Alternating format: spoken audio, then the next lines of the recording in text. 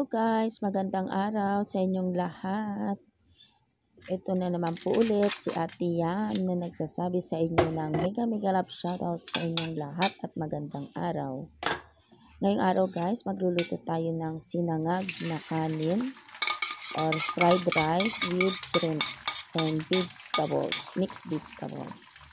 Ayan, meron ako dito kawali. Naglagay na ako ng olive oil.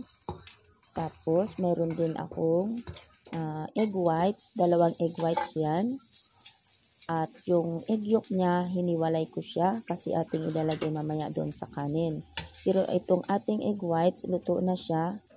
Iset aside muna natin siya. At yan ang ating itatoppings mamaya sa ating fried rice. Ito. At ngayon, mayroon naman ako ditong kanin or lamig na kanin, bahaw, kung tawagin natin. Ayan, lalagyan ko siya ng egg yolk. Yung egg yolk pala natin guys, tsaka yung egg whites ay depende sa inyo kung gusto niyo ng marami-rami. Depende sa isa, sa ngag ninyo kung gaano karami. Itong akin ay naglagay lang ako ng dalawa. Tapos, ihahalo-haluin lang natin siya hanggang sa mahalo ng mabuti.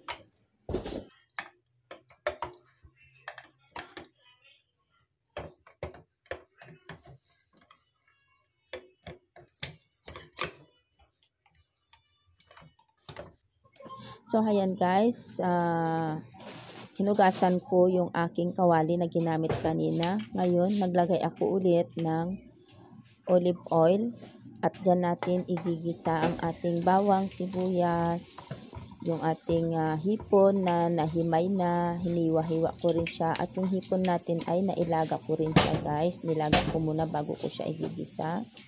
Tapos yung ating, isunod din natin ang ating mixed vegetables. Pero uunahin muna natin ang ating green peas kasi medyo matagal-tagal siya maluto.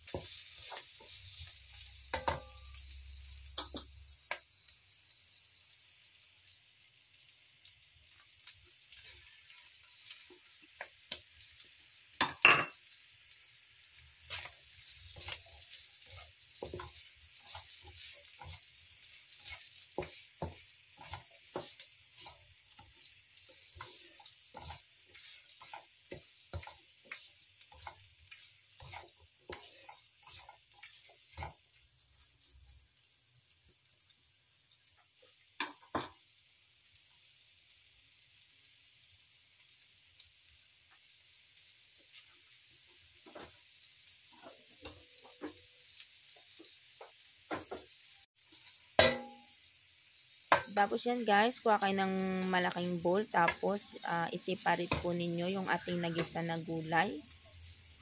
I-set aside muna natin.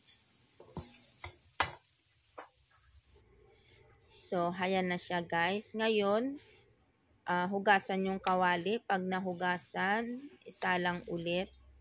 Punasan ng kawali, maglagay na ng olive oil ulit para maisangag natin ang ating kanin. Yung bahaw kanina.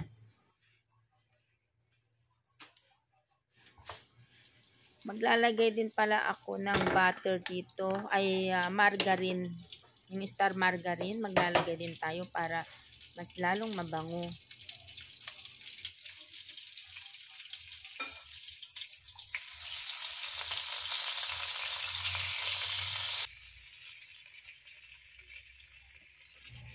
Ayan, pag medyo natunaw na lahat ng ating butter, pwede na natin ilagay ang ating kanin kanina na nilagyan natin siya ng egg yolk.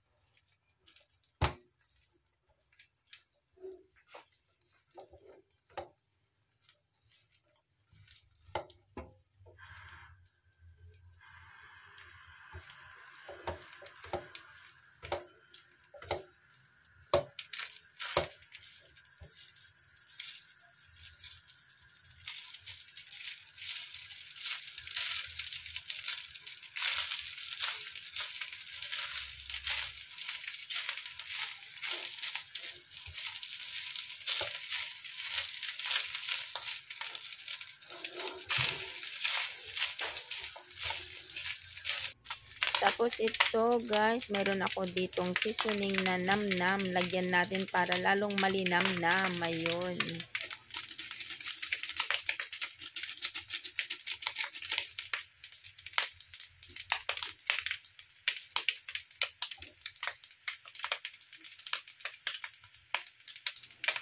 Tapos maglalagay na rin tayo ng iodized salt.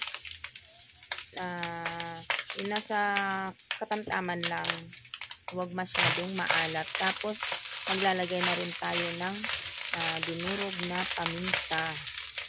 Susunod natin dyan.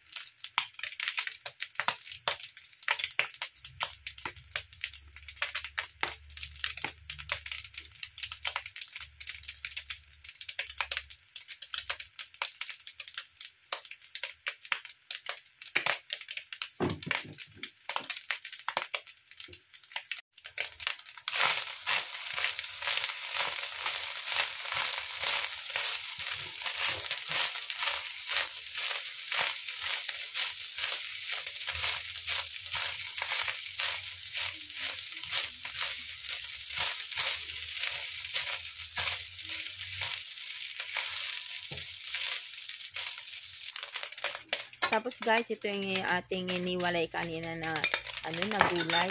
Ngayon, ilagay naman natin ang ating gulay dito sa ating kanin. Tapos saka halu-haluin lang siya.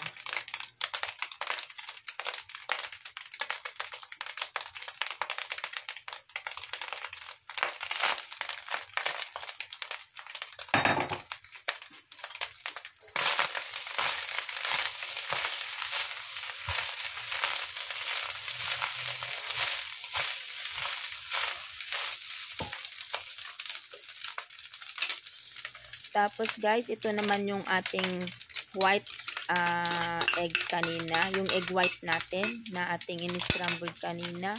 Ayan, nadurog naman na natin. Ilalagay ko na rin siya.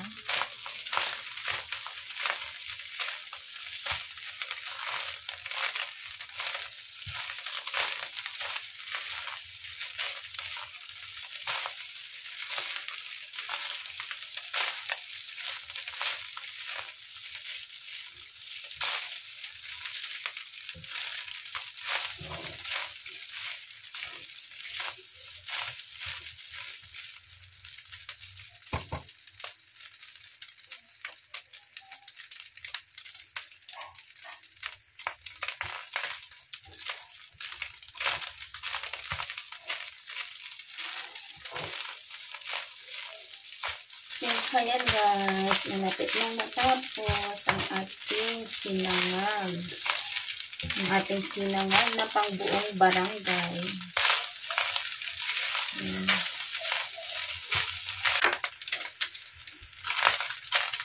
Diba sarap?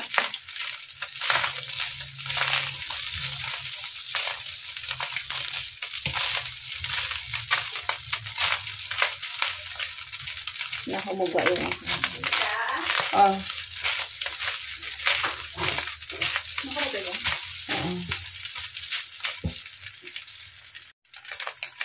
Ayan, sprinkle ko na siya ng onion leaves. Oh, diba? Sasaya. Mag-green ang buhay, makulay ang buhay. Ayan, dapat laging ganyan ang ating buhay, makulay. Para masaya.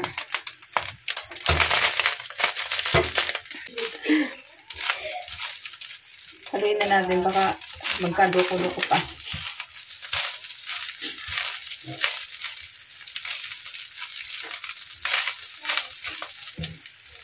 Dagdagan natin ng onion leaves. Lagyan na natin lahat ito. Makulay ang buhay. Makulay ang buhay ni Mariam. Ayan. Ang saya-saya.